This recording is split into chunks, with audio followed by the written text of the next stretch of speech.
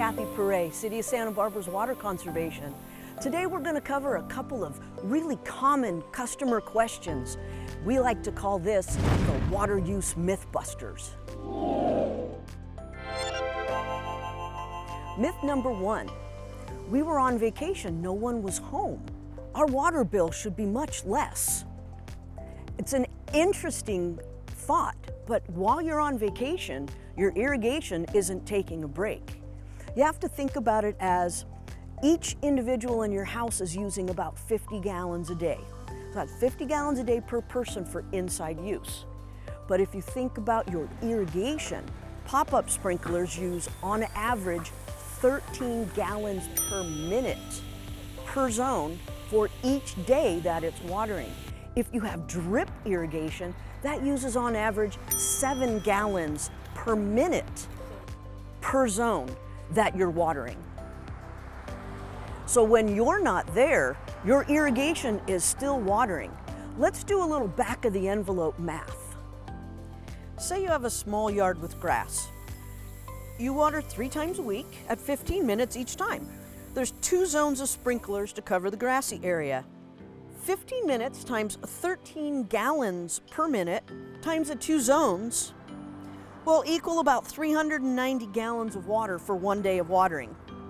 In the month, the grass area is using 4,680 gallons of water. You also have those 2 drip zones.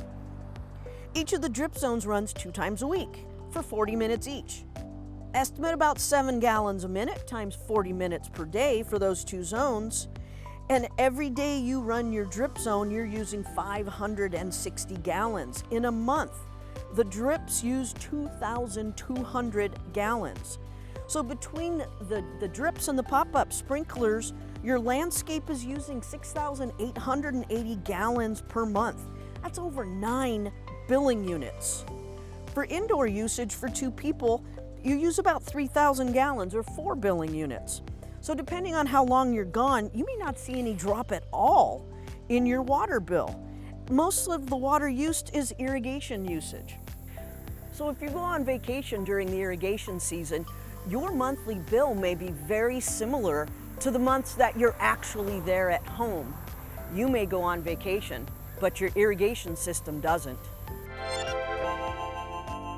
Myth number 2, we had a leak, we had it repaired, but our bill is still high. Sometimes you have a leak and you have a repair done, but it's done partway through one billing period, and the next billing period has part of the leak and part of the not leak. But you can determine whether or not the leak has been completely repaired or if you still have a problem. You want to go to your meter and you're going to utilize the little blue snowflake. This little blue snowflake or leak indicator, that is the most important tool on your meter. If this is moving, and this is just a trickle, it's a really small leak that's making this move. You can use this as a tool to help you isolate where the leak is. You'll want to go up and shut the emergency shutoff at your house off. That'll shut off any potential leak inside. If you shut the house off and the blue dial stops and it's solid, that means you have an inside leak, probably a toilet, leaking faucet, something that maybe a water softener.